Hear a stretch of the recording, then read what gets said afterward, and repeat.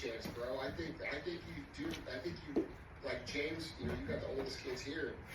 I mean, yeah, there's a chance, but like really, like you put your hands on, you're working every day, you're setting the example, you're setting the standard. The chances are much higher than that. Yeah, it's going to turn out well.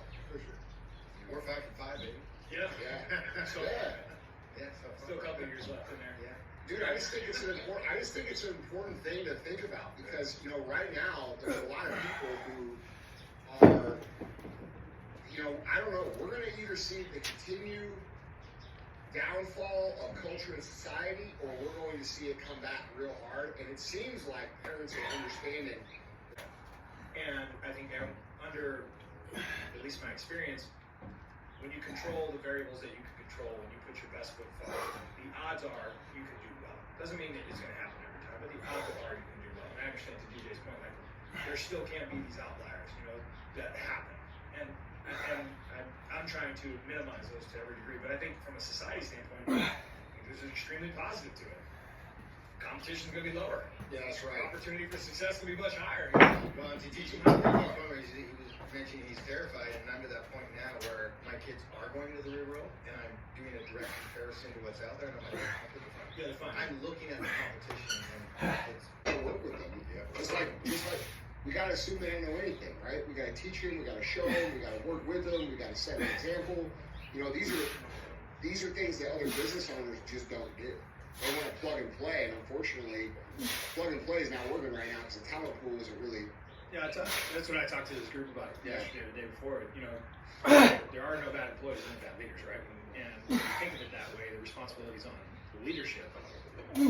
Yeah, it might be a goal to train those employees to get them to the standard they're going to, but that doesn't mean that it's impossible. And you know, when you start taking on that challenge in a similar manner and saying, okay, well, if I know that the difference between winning and losing is our ability to be able to cultivate these youth into becoming career-driven professionals, that becomes the game. It's not selling supplements. It becomes how do we cultivate it. That's racist. I got excited. I did. I should be able to learn it. I don't get it. DJ's eyes lit up too. I thought to myself, there's no way this dude's gonna do it. There's no way. And I remember sitting in my office looking at it. And it's not that I didn't support you, I thought to myself, that's literally impossible. Having watched the documentary, having known you haven't done it, put up a lot of people do it, right? So, you don't feel half when you finish. It was, I'll tell you this, I laughed and chuckled a little bit on the inside when I went to get the second half of the check, and you were like, I didn't think we were going to have to write that check. Yeah. And I was like, got him.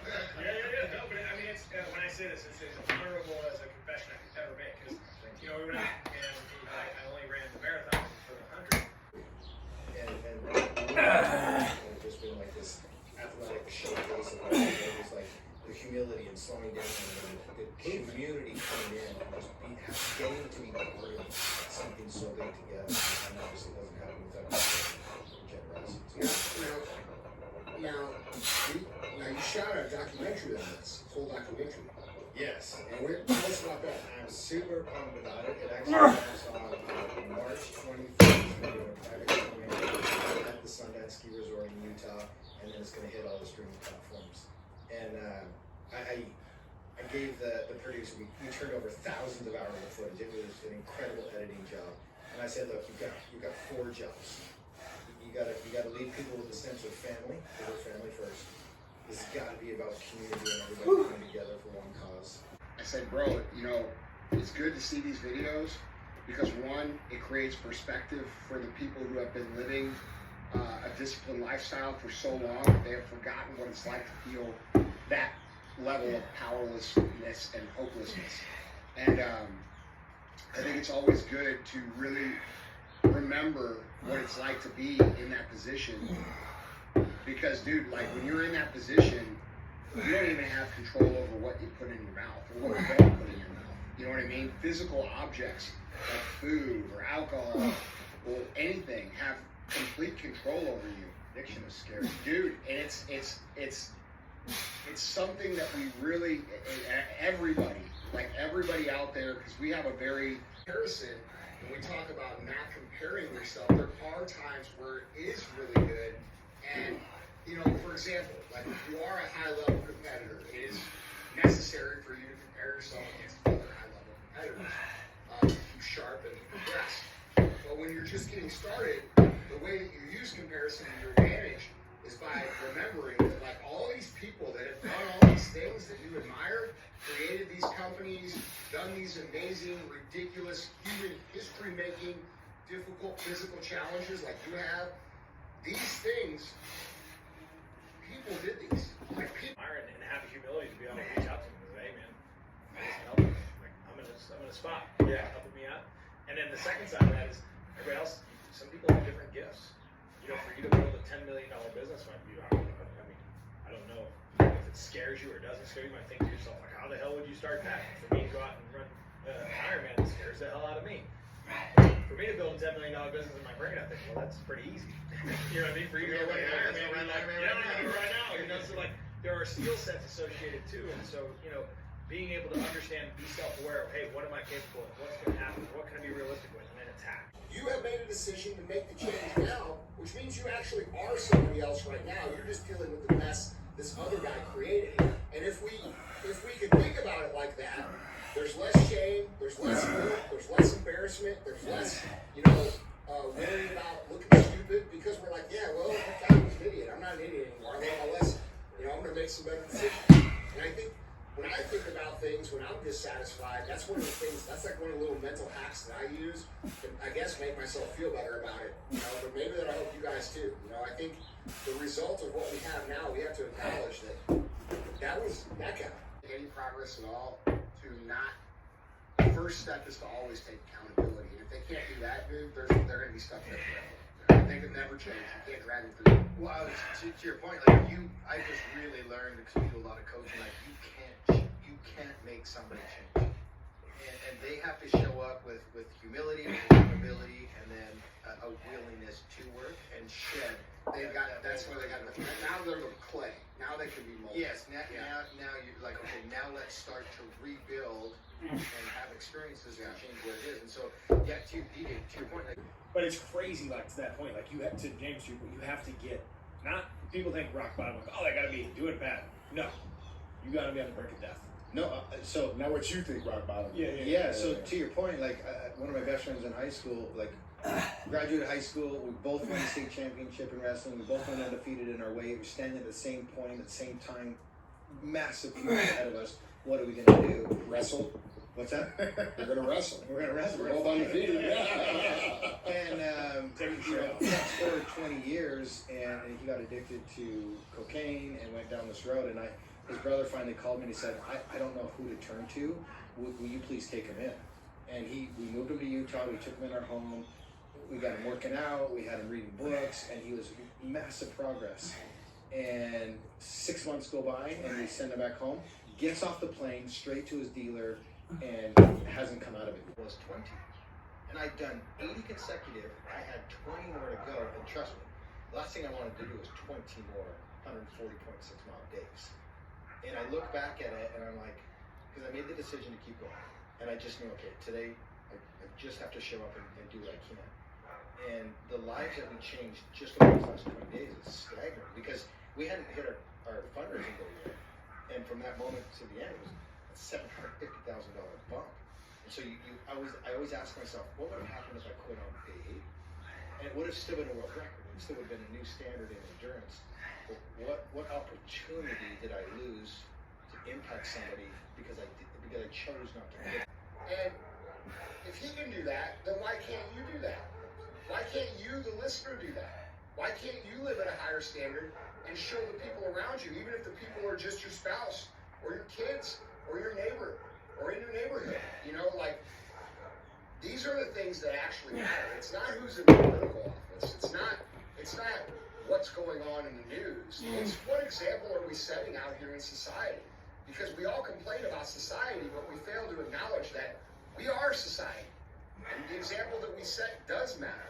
And if everybody took what you said and really listened to it and really thought about it, you ask a man who's done, dude, like we said, 50 Ironmans and 50 consecutive days and 50... Or trauma or whatever it is. And that was just like incredibly humbling for me. And so that's why we named it Iron Hope. And the purpose of the book is to give people that hope, that the regular, everyday person, the hope to deal with and overcome the adversity and struggles that they're dealing with, because it's crippling today. And to me, I mean, it's been a lifelong journey to put this book together. The lessons that we've learned and just the things that I think we can impart on people to give them that hope, to start winning those conversations, to create that momentum. Because I truly know myself, my wife, our kids, it's a team effort, and we just want to see as many people win and have success. I believe I have found pure joy in my life. And it's through family, it's through community, it's through struggle, it's through doing hard things, it's about reaching finish lines and mountaintops together. Bottom line of your company, I'm talking to the individual, and I'm talking to your mind and your heart. And we change the way somebody feels and thinks, it changes every aspect of their lives in terms of home and relationship and business. So in fact, it does increase business's bottom dollar because we're talking to the way somebody thinks and feels. Is that your pitch? It's going to make you money? Hey, listen, yeah, me too. I need it too. I need the tech guys to pull that clip out specifically. Yeah, we got it. I'm gonna tell you. So, dude, listen. So people see you do all these amazing things, and they assume that you're a superhuman guy, and you have struggles, and you have things that you've been through. And let's talk about some of the things that you've had to overcome. Yeah, I think it's so important to realize that, like you said, flesh and blood. Yeah. Cut me, I still bleed. Yeah. I put my pants on one leg at a time, like everybody else. Yeah. In fact, I woke up today. My head was swimming for a year and a half. I played football. I played all kinds of contact sports. I fucking been under chronic stress 24 hours a day for the last 25 years. So yeah, we've been through some shit. I mean, I went to the World Championships last year for the swim run race. It's called Attilo. It's in Sweden. And for the first time in my career, I didn't make the cutoff. And I left that race, and I was so embarrassed. I was humiliated. And I was just like, and it's because I was literally broken. Yeah. And when you establish yourself in society as like the toughest dude, and you're totally mentally tough, and you're unbreakable, and then you miss a race cutoff and you're in last place, and that was a moment for me where I'm like, that's not okay. Yeah. And Something's going on. Something's going on. Yeah. And I was so grateful for the team that I had, the support that I had. Literally fixed my brain. And I'm so fired up. It's because like right now in society, I struggle to talk about these things because I feel like our culture is so geared towards manufacturing problems that aren't real versus addressing problems that are. Meaning, I feel like a lot of people have built their identity in being a victim and saying, I got all this stuff wrong with me, I can't do this, and for attention and likes and shares on the internet. And it's almost hard to like differentiate real situations from non-real situations now. And I think that keeps a lot of people from addressing situations that could be real, right? Like, I don't feel good, I'm not feeling right, I'm fucked up, but I don't want to be a pussy because I don't want to be like one of these guys on the internet that's just crying about all this shit all the time. So like, what do you think, what's your take on that? Yeah, I mean, we just have to, everybody has to have their own unique experiences, and then you just gotta know and understand your body and how it's reacting, and be honest with yourself. Like, is this Yourself to the point of literal destruction, and then having to step back and say, all right, this isn't good. What do I gotta do now? How hard was that for you to address mentally? Yes, super hard to get to that point, because when you're, It's like, bro, you've done all this shit, right? In your brain, you're like, fuck, I can do anything. well, dude, I'm telling you, the brain You're is, gonna ignore so many red flags that are popping yeah, up. well, the brain is so powerful. Like, somebody asked me on day 98 how many I could do, and I was like, 200. Yeah. Like, that's where my mind was, and I was in that state of grind and push, and I was just in that really protective state. And then like day 102 and 3, I was like broken. And so again, recognize like how powerful the mind is. But what we need to do also too is like, we need to, you know, we've talked about in the past, like showing up and doing hard things intentionally. That was kind of the one that created Yes. and I went and did this race, this jungle race in Fiji, Backcountry was a Mark Burnett production. Bear Grylls was the host. 67 countries from around the world, teams of 4. And it was actually called the world's toughest race. Yeah, it was on Amazon. Now, where people think they're doing something when they're not really doing anything, you know. And so I just want to clarify, when you hear James talk about these things, and we talk about, you know, when to back off and when to push, bro, if you look in the mirror and you're fucking 100 pounds overweight and your bank account is empty and you're living in the basement of your mom's house, Time to push. bro, this is push time. This ain't fucking you need a rest. You've been resting your whole life. All right, so I just want to clarify that statement of And the reality too is when somebody starts on a journey where they're in that point where they're 300 pounds and broken everything, everything's going to hurt and be uncomfortable when you start back doing something because your body's so used to being in that comfortable, sheltered state. But then as soon as they start, they feel that discomfort and they're like, whoa, I need rest. I'm hurting myself. Yeah. I gotta back up. Yeah, I need to push through those ones. Right, exactly. Those are the times when you push through. Yeah. So yeah, again, it's through experience to know when to push Yeah. and when not. But people this happens all the time. When they run, as they run, they feel knee pain and they're like, I can't run. And I truly believe that it's a gift to first show that I don't see integrity, but then not care or internalize what other people think about you and the way you're operating. And if you just continue to show up and chip away at the task, at the dream, at the whatever it is, you'll win. Because the only way to guarantee that is to stop showing up. And I'll just share this real quick, that race in Fiji, the Fijian team was given a spot just because they were the host country. No training, terrible coaching, terrible equipment. Mark Burnett walked up to them, no chance you guys finish. They beat every single team that quit.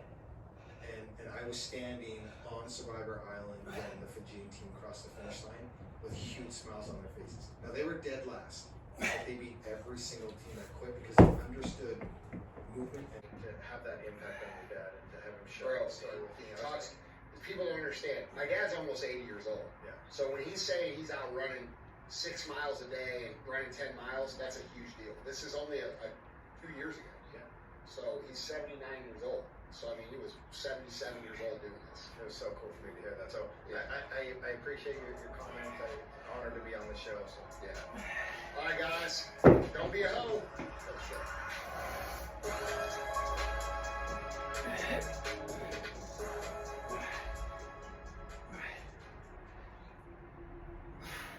Drinking coffee every day didn't work for me, but I couldn't figure out why until I went from 184 to 123. I was doing everything right. I just needed a little tweak to one thing. So this is the simple method that has helped me drop close to 6